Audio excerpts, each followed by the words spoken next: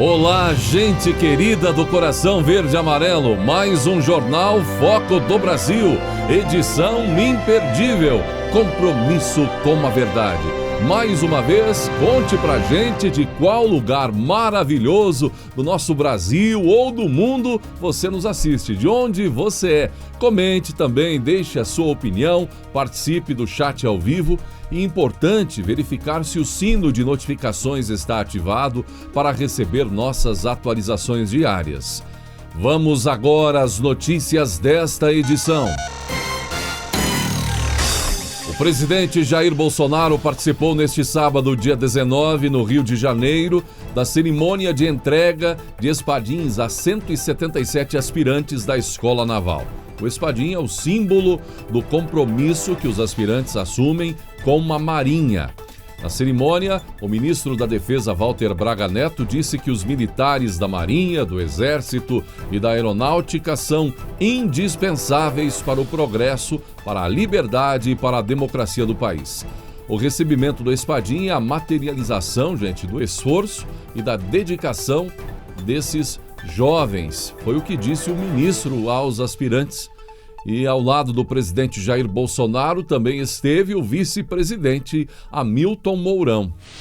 E antes da cerimônia, o presidente Jair Bolsonaro foi ao Centro de Capacitação Física do Exército, no Forte São João. E veja só, foi para a quadra de esportes. E lá ele interagiu com alguns dos presentes e foi testado na cesta de basquete. Ele pegou a bola, quicou e arremessou. E não deu outra, deu cesta.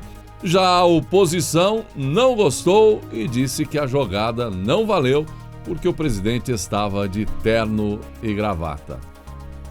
Como vimos, o presidente Bolsonaro retornou do Pará, onde teve compromissos no dia anterior, agora já no Rio de Janeiro, não é? E em suas redes sociais, o presidente compartilhou um vídeo de uma parada que não tinha sido programada em Itupiranga, no Pará. Na cidade, o presidente foi ovacionado, muito bem recepcionado ali, e o presidente legendou o vídeo. Parada não programada em Itupiranga, Pará. Presidente Jair Bolsonaro. O presidente Jair Bolsonaro também compartilhou em suas redes sociais um vídeo que um brasileiro fez sobre a transposição às águas do Rio São Francisco, a água para o Nordeste. O presidente Bolsonaro legendou: "O povo é o repórter. Obras sendo concluídas. Presidente Jair Bolsonaro." Brasil, 17 de junho, o Leão Léo Vinícius está dando uma passada aqui em Quebra-Bó. Eu ando aqui, Brasil, já vai fazer mais de 10 anos. E hoje, quando a gente passa aqui em Quebra-Bó, a gente vê desse jeito, olha. Como é que eu vou dizer que meu presidente não trabalha?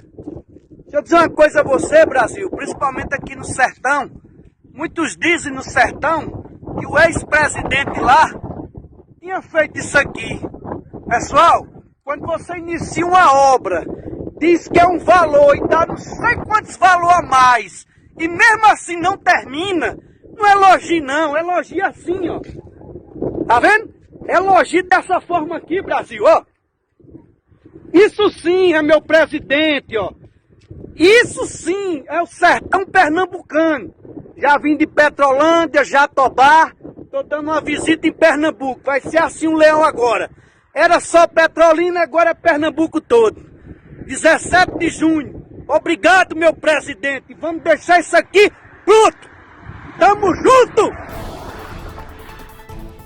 Além de ótimas entregas do Instituto Butantan e também da Pfizer nesta semana, a Fundação Oswaldo Cruz, a Fiocruz, anunciou a entrega de cerca de mais de 5 milhões, ou aproximadamente 5 milhões de doses da vacina Oxford AstraZeneca contra a Covid-19, produzida no Instituto de Tecnologia em Imunobiológicos Biomanguinhos. Os imunizantes, foram entregues já ao Programa Nacional de Imunizações. Com a entrega dessa semana, chega a 54,8 milhões o total de doses produzidas em Biomanguinhos e disponibilizadas ao Ministério da Saúde. a distribuição aos estados está ficando já na marca aí dos 120 milhões de doses. Então, avançando o número de distribuição, muitas vacinas chegando a estados e municípios, inclusive na próxima semana. Neste sábado, dia 19, o ministro das Comunicações, Fábio Faria, utilizou as redes sociais para criticar a narrativa a respeito do número de mortes por Covid-19 no Brasil. Em sua conta do Twitter, o ministro das Comunicações falou sobre os 500 mil mortos pela doença. E, de acordo com o ministro, o assunto iria dominar o discurso de políticos, artistas e jornalistas, que irão apenas lamentar a marca atingida neste sábado, mas sem mencionarem os números positivos, os curados no caso. Ele postou: em breve vocês verão políticos, artistas e jornalistas lamentando o número de 500 mil mortes. Nunca os verão comemorar as 86 milhões, não é, de doses aplicadas, ou então os 18 milhões de curados, porque o tom é sempre o do quanto pior, melhor. Infelizmente, eles torcem pelo vírus, escreveu Fábio Faria. Já o ministro da Saúde, Marcelo Queiroga, também usou as redes sociais, falou sobre o trabalho para vacinar, acelerar a vacinação. 500 mil vidas perdidas pela pandemia que afeta o nosso Brasil e todo o mundo. Trabalho incansavelmente para vacinar todos os brasileiros no menor tempo possível e mudar esse cenário que nos assola há mais de um ano. Presto minha solidariedade a cada pai, mãe, amigos e parentes que perderam seus entes queridos, escreveu no Twitter o ministro da Saúde. Foi divulgado pela Casa Civil da Presidência da República neste sábado, dia 19, um balanço das ações do governo do presidente Jair Bolsonaro, durante os 900 dias à frente do cargo. O governo destaca, entre outras coisas, a reação da economia, com crescimento de 1,2% do PIB no primeiro trimestre de 2021, e o auxílio às famílias mais vulneráveis por meio do auxílio emergencial. Segundo o comunicado, a primeira parcela do auxílio emergencial 2021 chegou a um total de 39,1 milhões de famílias e o valor total investido nos repasses para a primeira parcela totalizou 8,9 bilhões. O governo também comemorou a geração de 837 mil empregos com carteira assinada no primeiro trimestre do ano e a manutenção de empregos por meio de acordos pelo Programa Emergencial de Manutenção do Emprego e da Renda. A desburocratização também é destacada. O presidente revogou mais 305 atos normativos do governo federal na ação que chamou de Revogaço, cujo objetivo é a redução, não é, da burocracia com a extinção de normas que já perderam a eficácia legal no Brasil. O senador Flávio Bolsonaro pediu destituição de Renan Calheiros do cargo de relator da CPI da Covid, por Renan recusar-se a fazer perguntas, como vimos aos dois médicos que estiveram na comissão do Senado. Como não sou membro nem suplente da CPI, queria solicitar para alguém que fosse protocolado um requerimento de destituição de Renan Calheiros da CPI. Tudo aquilo que discutimos, impedimento de Renan ao cargo, se confirmou com fatos reais. Essa postura do senador se levantar é um desrespeito não só às pessoas que estão aí, mas um desrespeito ao Senado e aos membros da CPI, disse o senador Flávio Bolsonaro. O presidente do Superior Tribunal Militar, o general Luiz Carlos Gomes Matos, voltou a comentar sobre as investidas da oposição contra o governo federal. Segundo Matos, os opositores estão esticando demais a corda. E a declaração aconteceu durante entrevista à Veja, quando o general foi questionado, segundo Veja, acerca de sua avaliação sobre o governo Jair Bolsonaro. Houve alguma acusação de corrupção contra o presidente Bolsonaro? Ele se elegeu para combater a corrupção e, de todas as maneiras, estão tentando atribuir alguma coisa a ele e não conseguiram até agora. Deviam deixar o presidente governar, mas não deixam. Ainda segundo o presidente do STM, a oposição atribui tudo de errado a Bolsonaro. Quem critica Bolsonaro faz isso de manhã, de tarde, de noite.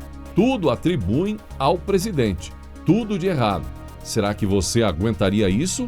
Que reação eu teria? Não sei.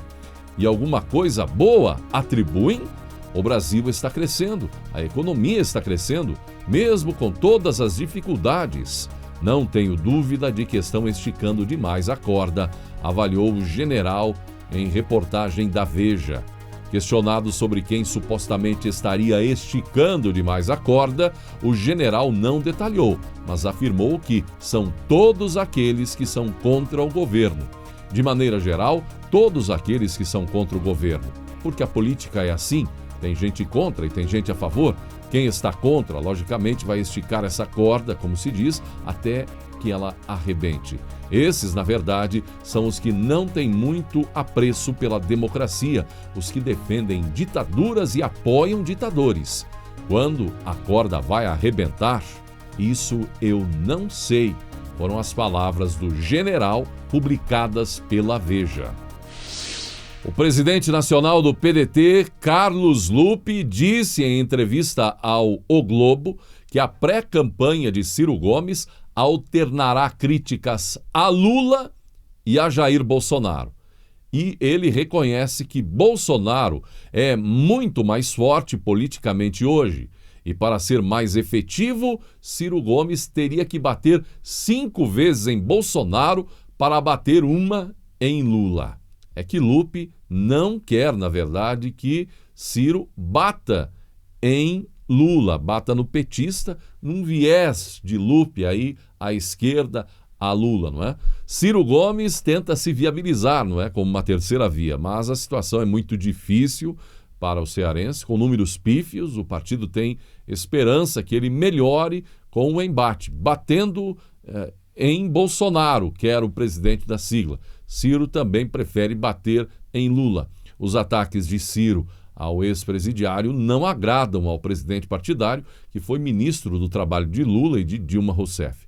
O que temos feito são pancadas substantivas para cada 5 no Bolsonaro, 1 no Lula, disse o presidente do PDT. Poderia Datena ser vice de Bolsonaro em 2022? Pois é, tudo é uma incógnita nesse momento. Já vimos que em 2018 Mourão só foi definido nos últimos minutos. Datena foi colocado em uma pesquisa do PSL feita em São Paulo. Para ser um nome que está, ou por ser um nome, não é? Que está diariamente bem presente na mídia, com seus programas na Band, foi bem lembrado até na pesquisa. E isso pode ter chamado a atenção do presidente Bolsonaro. O presidente teria ligado para Datena, mas isso segundo a Veja. Se é fato, não foi confirmado por Bolsonaro, mas pode ser uma pista. Segundo a Veja, Bolsonaro ligou ao apresentador e foi direto. Você é candidato ao Planalto? Datena disse que será candidato, mas não disse o cargo. Como a Veja tem essa informação? Talvez o próprio Datena tenha passado para tentar tirar proveito político, se é que, de fato, a ligação ou o interesse do presidente Bolsonaro aconteceu. O que você acha da ideia? Datena, sendo vice, poderia agregar, ajudar ou atrapalhar? Ou depois de críticas que já fez ao presidente, seria uma ideia ridícula ou a criação de um traíra, como se fala no meio político? De toda forma, o interesse aí de alguns políticos em lançar o nome dele nessa pesquisa é para ver se ele consegue pelo menos criar um vulto aí para ocupar o cargo ou melhor, o lugar de Huck, que desistiu de ser candidato nessa semana para assumir o lugar do Faustão na Globo. Se Datena tem alguma potencialidade, algum potencial para isso, não se sabe. Muitos dizem que não, que sempre, quando se aproxima da campanha, disseram nos comentários na edição do Jornal Foco do Brasil anterior, que ele sempre, quando se antecipa aí um momento eleitoral, ele se posiciona, sou candidato, e no fim das contas nunca é candidato a nada. A certeza da sobrevivência. Foi na primavera de 1995. Rick acabara de ganhar sua medalha de ouro nas Olimpíadas. Era a sensação do colégio. Depois de uma palestra, o diretor lhe perguntou se ele poderia fazer uma visita a um aluno especial. O menino se chamava Mateu e não pudera se fazer presente à palestra. No entanto, tinha manifestado interesse em conhecer Rick. Como o diretor se sensibilizara com o pedido e Rick concordou, eles foram à casa do garoto. No trajeto de 14 quilômetros, Rick descobriu algumas coisas. O menino era portador de distrofia muscular. Quando nascera, os médicos disseram a seus pais que ele não viveria até aos 5 anos. Depois que ele não chegaria aos 10, ele estava com 13 anos já. E era um lutador. Queria conhecer Rick porque ganhara a medalha de ouro nas Olimpíadas e ele, Mateu, sabia tudo sobre superar obstáculos e correr atrás de sonhos. Durante 1 hora conversaram e em nenhum momento Mateu reclamou da sua situação, nem questionou por que eu.